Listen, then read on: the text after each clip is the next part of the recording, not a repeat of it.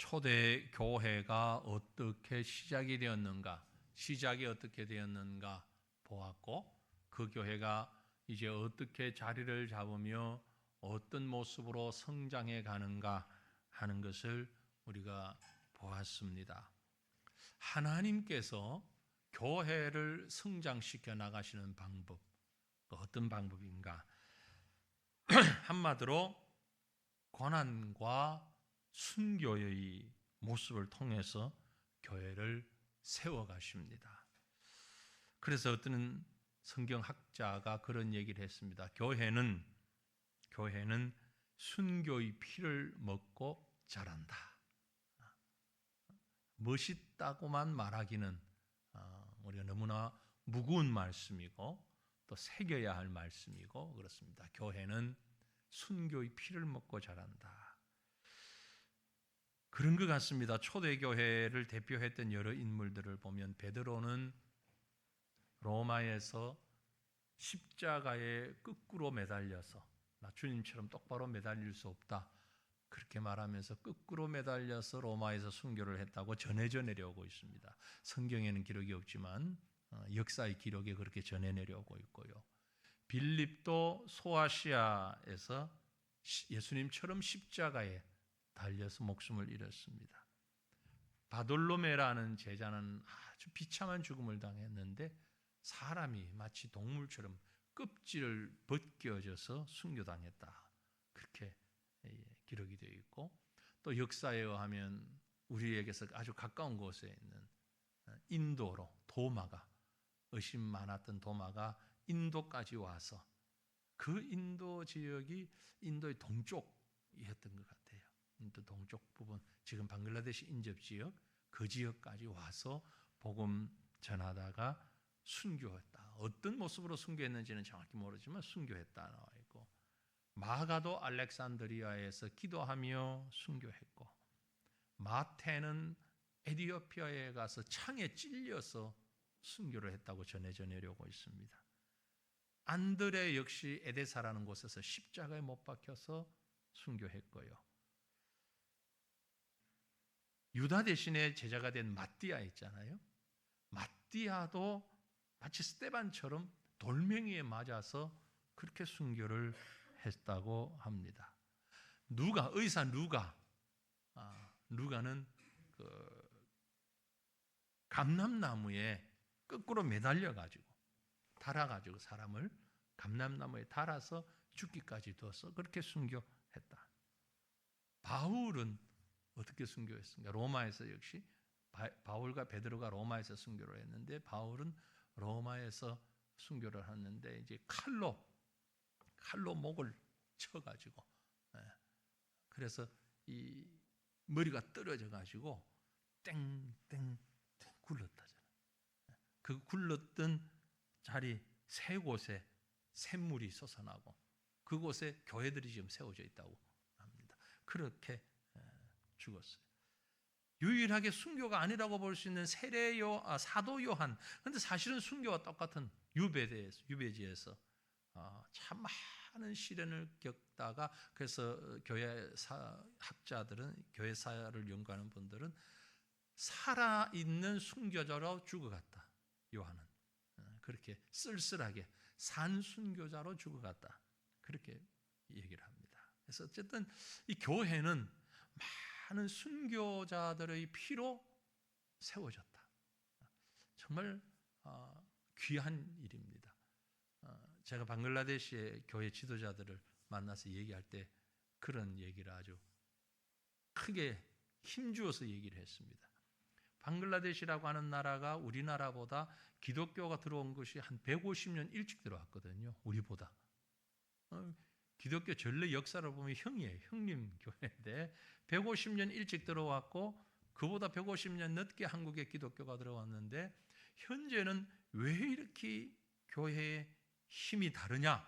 이유가 뭔 줄 아냐? 그러니까 자기들은 모르겠다. 그래요. 제가 바로 순교자의 피가 없었다.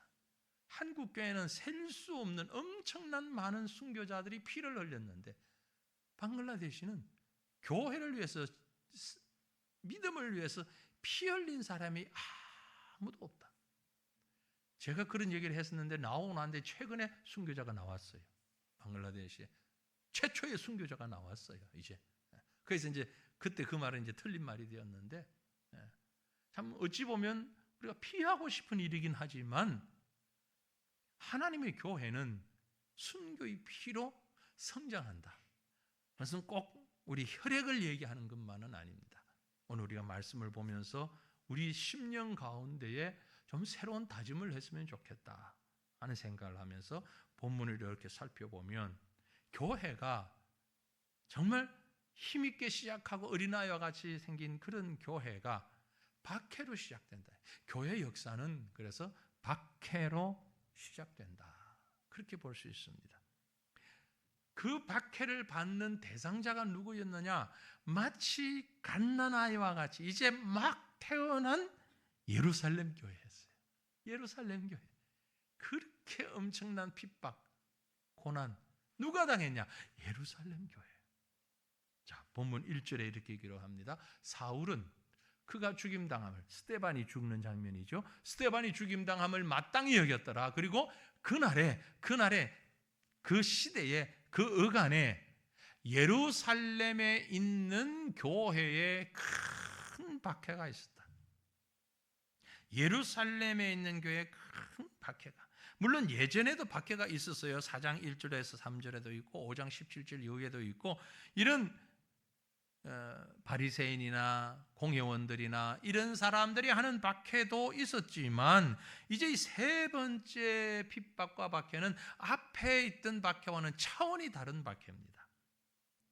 경건한 믿음의 동지였고 지도자였던 스데반이 순교하면서 돌에 맞아 순교하면서 교회가 본격적으로 소리를 내기 시작했고 그 소리 내는 교회를 향해서 악한 사탄 마귀는 세상의 돌멩이를 세상의 손을 통하여서 입을 통하여서 교회를 핍박하고 박해하고 누르기 시작했습니다.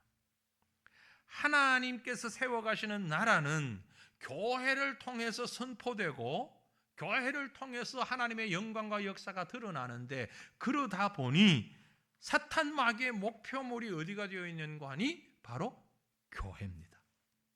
마귀가 가장 포인트로 삼는 것은 정치가 아니고 경제가 아니고 교회입니다. 나라를 망하게 하려고 하면 대한민국이라는 나라를 망하게 하려면 가장 효율적으로 어디를 공격하면 되느냐? 교회를 공격하면 되는 거예요. 우리가 아주 무거운 책임감을 가지고 있습니다. 우리가 나라를 책임지는 사람도 아니고 정치인도 아니에요. 지도자도 아니에요. 그런데 마귀는 누굴 공격하냐? 교회를 공격합니다. 왜? 교회가 진리를 잃어버리면, 교회가 정도에서 벗어나면 사회는, 나라는 자연스럽게 망가지게 되기 때문에 그렇습니다. 그래서 마귀가 예루살렘 교회를 핍박한 것처럼 사탄 마귀는 지금도 우리 새과천 교회를, 한국에 있는 많은 교회를 노려보고 있다는 사실을 여러분 한시도 잊지 마시기를 바랍니다. 그래서 우리가 늘 긴장해야 하고 늘 기도해야 하는 이유가 여기에 있습니다. 교회는 안전하겠지. 성도들이 모인 곳은 안전하겠지. 결코 안전하지 않습니다. 이것을 사탄 마귀가 지속적으로 공격해오고 있는 대상지다라는 걸 꼭 기억해야 합니다. 그런데 그 교회를 핍박하는 자가 누구냐? 공격하는 사람이 누구냐? 보니까 핍박하는 주동인물이 사울이라는 사람이었어요. 그래서 1장을 시작하면서 사울이 그 일에 대하여, 스데반이 죽는 그 일에 대하여서 마땅히 여겼다. 사울이라는 이름이 등장합니다. 그런데 성경을 이렇게 보면 우리가 지금 읽은 말씀을 자세히 보면은요, 아주 발전되어져 가는 걸 재밌게 볼 수 있어요. 재밌다란 말 좀 이상하지만 사울은 그가 죽임당함을 마땅히 여겼다. 마땅히 여겼다. 그 전에 7장 58절을 보면 뭐라고 되어 있어요? 성 밖으로 내치고 돌로 칠세 증인들이 옷을 벗어 사울이라 하는 청년의 발 앞에 두었다. 그러니까 처음에 사울은 어떤 포지션이었냐면 단순한 구경꾼이에요. 그죠? 아무 역할이 없어요. 우연인지 어쩐지는 몰라도 그곳에 있었어요. 있는데 사람들이 옷을 이렇게 벗어선 사울 앞에 갖다 두었어요. 허락을 맡았는지 안 받았는지 몰라요. 사울이 그걸 대수롭지 않게 여겼을 수도 있어요. 그죠? 그곳에 있는 많은 사람들 중에 한 사람, 구경꾼에 불과했으니까요. 근데 오늘 8장 1절에 보면 사울이 그가 죽임당을 마땅히 여겼다. 마땅히 여겼다라는 말은 단순한 구경꾼이 아니라는 얘기입니다. 일종의 소극적이긴 하지만 가담자예요. 그죠? 협력자예요. 동의를 한 겁니다. 7장 58절이 호감을 가졌다면, 호감을 가졌으니까 구경했겠죠. 뭐 괜히 구경하지는 않잖아요. 호감을 가졌다면 8장 1절에 보면 동의를 했어요. 마음으로. 그리고 3절에 가보면 사울이 교회를 잔멸했다. 적극적인 주동자가 되는 겁니다. 이 악에 근접해가는 과정을 보니까 이런 것 같아요. 단순히 호감을 가졌다가 그리고 동의를 하면서 가담자가 되었다가 적극적인 주동자가 되는 거예요. 모든 단체가 비슷하지만 교회를 비난하고 반대하는 사람들도 비슷한 것 같아요. 그래서 성경이 악은 뭐라고 그랬어요? 악은 그 모양이라도 버려라. 모양만 흉내내는 게 악은 아니잖아요. 근데 그것 모양이라도 내지 마라. 제가 이 말씀을 생각할 때 어릴 때 교회 안에서 이해하지 못했던 일을 조금 이해하는 것 같아요. 저희가 어릴 때 교회 지금도 뭐 성탄절 되면 성극도 하고 예전에는 많이 했잖아요. 이렇게 하면서 가끔 남자아이들이 여자 분장하고 여자아이들이 남자 분장하고 이렇게 역할을 할 때가 있었는데 제가 다니던 교회 장로님들이 그걸 엄청 야단쳤어요. 장로님들 얼굴도 잘 모르겠고 성함도 모르지만 제가 주일학교 때 어릴 때니까 장로님들이 그걸 한번 보고는 막 혼을 내고 한 번은 중학교 때인지 여름 수련회를 가가지고 또 뭐 총극대회 한다고 이렇게 팀별로 하잖아요. 그때도 한 번 했다가 장로님한테 아주 되게 혼난 적이 있어요. 그래서 남자는 남자 역할만 해. 비록 아무 내용 없는 뭐 잠깐 지나가는 촌극이라도 여자는 여자 역할을 해야 돼. 왜 뭐 재밌는데 왜 그럴까? 근데 그 모양이 지금 이 시대를 보니까 동성애 이런 문제가 물론 직접 연결이 되는 말은 아니에요. 하지만 그게 자연스럽다 보면 역시 동성애도 자연스러워질 수 있겠다. 그래서 그 장로님 누구신지 제가 지금 성함도 잊어버렸고 아마 세상에 안 계실 텐데 벌써 돌아가셨고 만약 제가 뵈면 참 감사의 인사를 전하고 싶어요. 장로님 그때 그렇게 지도해 주셔서 너무너무 고맙습니다. 다 그럴 건 아니거든요. 한 분 장로님이 유독 그랬어요. 유독 한 분이 그랬어요. 참 감사를 전하고 싶어요. 뭐 고문관이다 뭐 이렇게 욕을 할지 모르지만 그건 참 바른 가르침이다. 악은 그 모양이라도 버리라고 했는데 사울이 이렇게 악으로 진행하다 보니까 어디까지 갔는가? 3절 말씀에 사울이 교회를 잔멸했다. 여러분 잔멸이라는 단어가 뭔지 아셔요? 무슨 뜻이에요? 잔멸 엘루마이네테어 이런 그 원어를 썼는데 산돼지가 포도원에 혹은 요즘 우리 같은 배추밭이나 무밭에 들어가서 막 헤쳐놓고 다 파헤쳐 먹고 도망간 흔적 한번 상상해 보세요. 뭐 경험이 없으시더라도 쉽게 상상할 수 있겠죠. 산돼지 한두 마리가 아니고 떼가 내려와가지고 밭을 다 뒤집어가지고 막 농작물 다 먹고 그런 걸 뭐라고 그러죠? 엉망진창 내지는 독스 테이블. 너무 어렵게 써서 개판. 그렇게 만들어 놓고 가버린 이 상황을 잔멸이라는 단어를 씁니다. 모욕주다, 더럽히다, 파괴하다. 교회를 그렇게 해야 돼. 단순히 쿡 찌르고 한 방 지어받고 이런 정도가 아니고 회복 불가능할 만큼 적나라하게 파헤쳐서 고통을 주었다. 이게 잔멸이라는 단어입니다. 잔멸했다.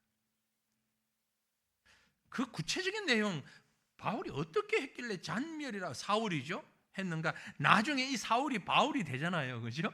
바울이 되어가지고 옛날을 회상하면서 했던 말을 보면 이 잔멸의 내용이 어떤 것이었는가 보면 사도행전 쭉 지나가서 26장 10절 11절에 바울이 직접 이렇게 얘기를 합니다. 예루살렘에 이런 일을 행하여 대제사장들에게서 권한을 받아가지고 많은 성도를 옥에 가두고 또 죽일 때에 내가 찬성 투표를 하였고 또 모든 회당에서 여러 번 형벌하여 강제로 모독하는 말을 하게 하고, 예수를 모독하거나 교회를 모독하게 하는 말을 하고, 그들에 대하여 심히 격분하여서 외국 성에까지 가서 박해하였다. 이게 지금 스스로 고백한 잔멸의 내용들이에요. 그러니까 교회를 아주 극심하게 핍박하고 억눌렀던 사실을 말하는 겁니다. 왜 이렇게 했느냐? 알고 보니까, 나중에 바울에 대해서 알고 보니까 내가 예전에 왜 그랬을까? 도대체 왜 그랬을까? 후회하면서 그런 고백이 디모데전서 1장 13절에 고백합니다. 내가 전에는 사울일 때 비방자요 폭행자였으며 도리어 긍휼을 입은 것은 그런 자임에도 불구하고 내가 비방자요 박해자요 폭행자였는데 긍휼을 입은 것은 믿지 아니할 때 어땠기 때문이다? 알지 못했기 때문이다. 몰랐기 때문에. 그게 잘하는 건 줄 알았다. 진리를 알지 못하면 생명을 죽이는 일에도 양심의 가책을 못 느끼는 겁니다. 저 사람 왜 저러지? 저렇게 양심도 없어요. 왜 저러지? 이유는 진리를 모르기 때문이에요. 생명을 모르기 때문이에요. 예수 그리스도를 모르기 때문이에요. 그래서 우리가 예수를 전하고 복음을 전해야 하는 이유가 여기에 있는 겁니다. 모르면 용감하다는데 용감한 게 아니고 아주 무식해지는 거예요.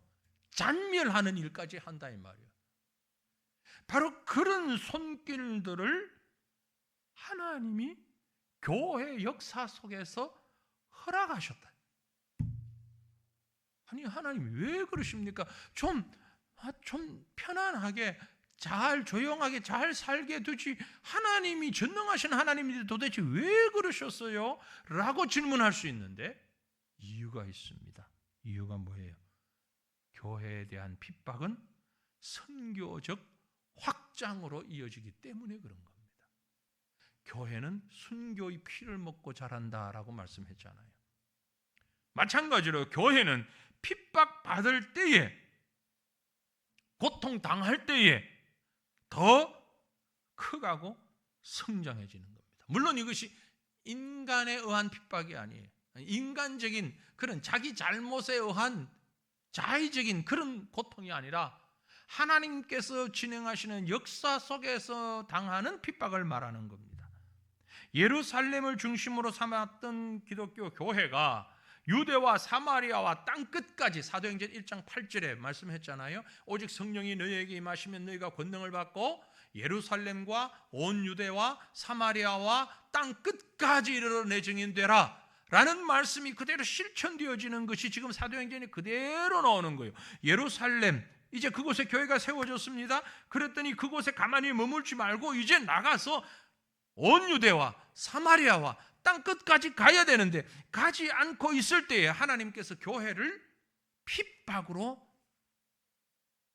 그들을 쫓아내시는 거예요. 그들에게 힘을 불어넣는 거예요. 자, 좀 전에 봤던 1절 말씀을 다시 보면은요, 사울은 그가 죽임당함을 마땅히 여겼고요, 그날에 예루살렘에 있는 교회에 큰 박해가 있었는데 그 뒤에 뭐라고 그랬어요? 사도 외에는 다 유대와 사마리아 모든 땅으로 흩어졌다. 사도들은 예루살렘에 남았습니다. 왜냐하면 이제 흩어진 교회의 본부의 역할을 할 수 있도록 하나님이 남겨놓으신 거예요. 예루살렘을 비우고 다 떠나버리면 본부가 없어지잖아요. 중심축이 없어지잖아요. 그러니까 사도들은 예루살렘에 그대로 있고 유대와 사마리아와 모든 땅으로 흩어졌다. 이 흩어졌다라는 말도 상당히 의미 있는 말이에요. 흩어졌다. 디에스파레산이라는 단어인데요. 디에스파레산. 이 말에서, 이 헬라 단어에서 나온 용어가 디아스포라라는 말입니다. 디아스포라가 뭐죠? 흩어져 있던 유대인들. 그런데 이 흩어진다는 말은 그 원어의 뜻은요, 씨앗을 밭에 파종할 때 씨앗을 들고 나가서 슉 뿌리는 걸 말합니다. 이렇게 어떤 농작물에 따라 다르긴 하겠지만 하나하나 구멍을 파서 이렇게 꼭꼭 심는 씨앗도 있지만 그런 것 말고 전체를 쭉 흩어서 뿌리는 것. 그걸 생각하시면 돼요. 이렇게 뿌리는. 하나님께서 예루살렘 교회를 흩으셔서 디아스포라가 되게 하셔서 교회 설립과 확산을 이루게 하신 겁니다. 예루살렘 교회라고 하는 자루 안에만 들어있던 씨앗을 그대로 엎어서 쏟아부어 그걸 흩어놓으신 겁니다. 그리스도인은, 저와 여러분은 생명을 가진 씨앗입니다. 그런데 생명을 가진 씨앗들을 흩어서 땅에 뿌리지 않고 자루 안에만 그대로 모아놓으면 곰팡이가 나고 썩어서 아무 쓸모가 없이 돼버려요. 그 생명이 없어지는 겁니다. 하지만 흩어서 땅 속에 들어가면 그 씨앗들이 썩어서 30배, 60배, 100배의 결실을 얻게 되는 거예요. 지금 하나님은 그 파종을 하고 있는 거예요. 예루살렘 교회를. 바람직한 교회는 그래서 어떤 교회냐라고 말한다면 잘 모이는 교회입니다. 열심히 모이는 교회입니다. 동시에 잘 흩어지는 교회여야 합니다. 모이기만 하는 교회는 은혜로운 교회가 아니에요. 힘 있는 교회가 아니에요. 곰팡이 나는 교회예요. 썩을 수밖에 없는 교회예요. 모이기만 하는 교회는 잘 모여야 하고 잘 흩어져야 하는 것입니다. 그게 온전하고 건강한 교회입니다. 예수님 말씀하셨어요. 나를 따르라. 수고하고 무거운 짐진 자들아 다 내게로 오라. 예수님은 오라고 불렀어요. 그래서 예수님을 중심으로 다 모여야 합니다. 그리고는 주님이 말씀하십니다. 너희는 가서 모든 족속으로 제자 삼으라. 가라 말씀하셨잖아요. 예수님에게 오라. 그리고 가라. 본문에 이 흩어진 사람들은 도망자로 흩어진 게 아닙니다. 그죠? 한 사람 한 사람 예루살렘에서 흩어진 사람들이 도망자로 흩어진 게 아니고 조금 뒤에 가보면 5절에 빌립이 사마리아 성에 내려가 그리스도를 백성에게 전파했고 4절에는 흩어진 사람들이 두루 다니며 복음의 말씀을 전했다고 했어요. 흩어지면서 그러마 나 살려라. 그리고 도망가서 꼭꼭 숨어라.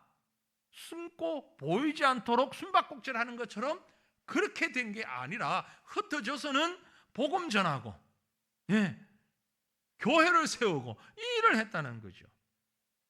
결과적으로 제자들을 비롯한 히브리파 유대인들은 주로 예루살렘에 남아 있었고 아마 그것은 아까 말씀드린 본부의 역할, 최전선의 역할을 감당하기 위해서 그리고 대다수의 신자들은 헬라파 유대인들이 흩어지는 그들은 흩어졌을 때 예루살렘보다는 훨씬 쉽게 복음을 증거하고 교회를 세우고 신앙생활을 할 수 있었으니까 또 문화적으로도 헬라 문화를 가지고 있었고 그래서 나뉘어졌어요.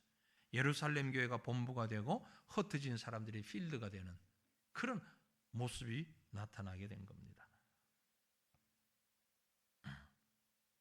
여러분, 핍박은 더 큰 확신을 가져옵니다.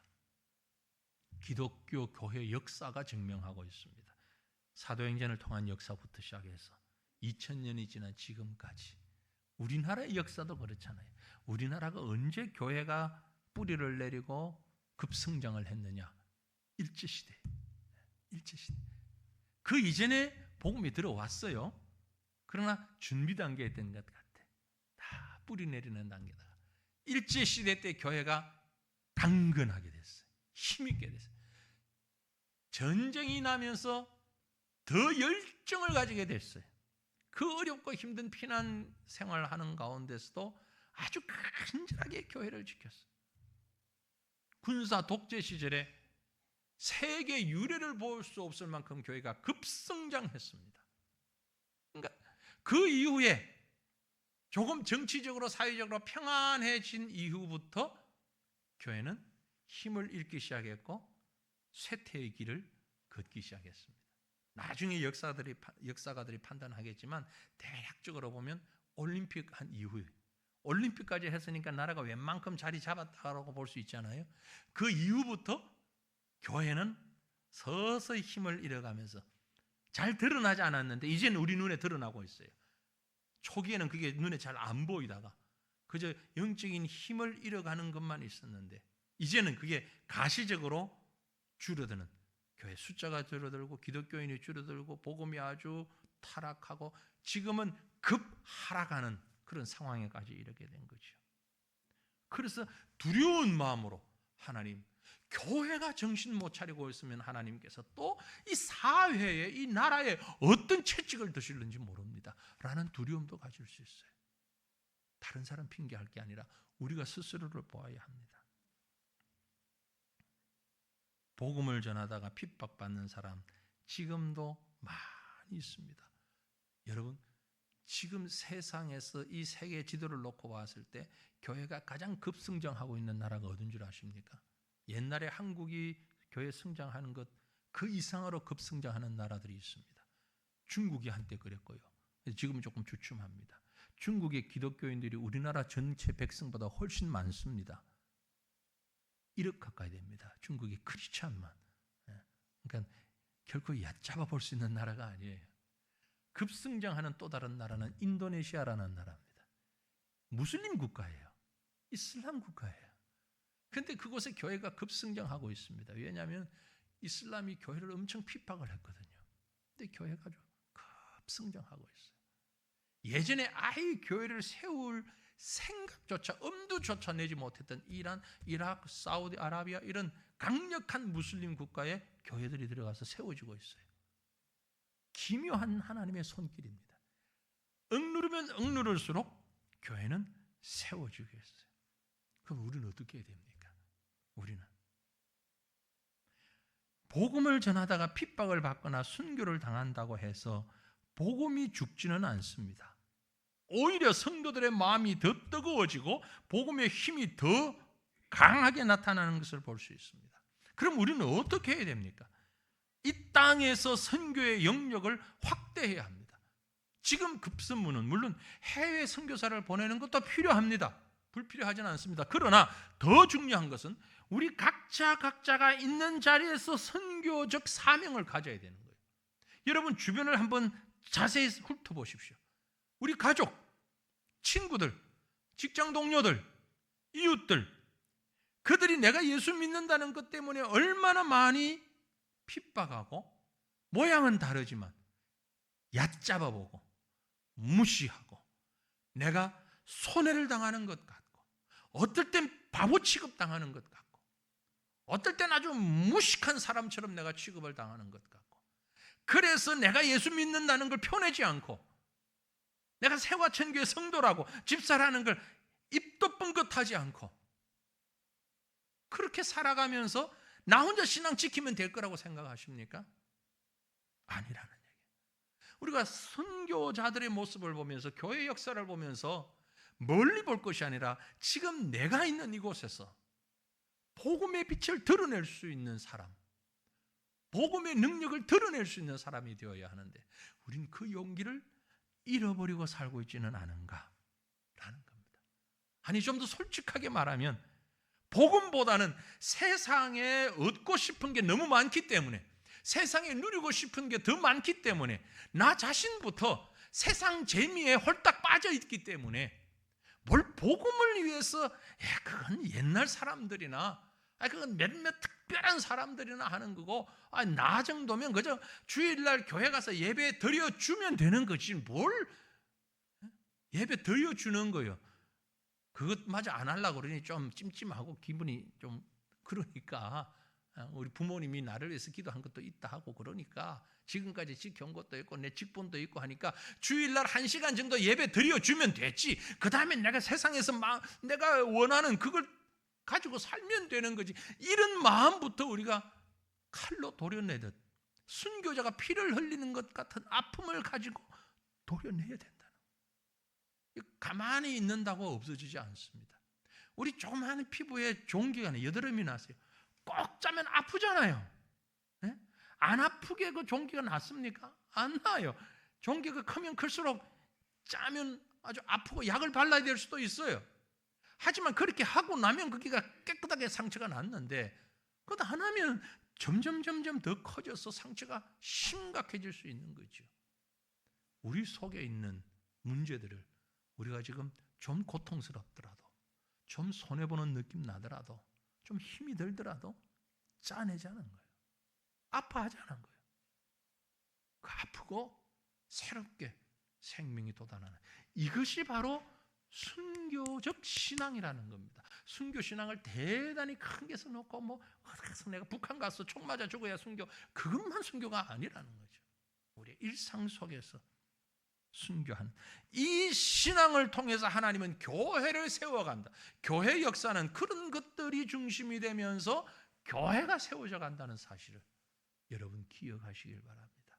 그리고 우리가 이 시간 기도하기 원하는 것은 하나님, 내가 있는 자리에서 오늘 내게 주어진 이 자리에서 바른 순교적인 신앙을 가지고 교회의 생명력을 가지고 살아갈 수 있는 믿음의 사람 되게 해 주옵소서.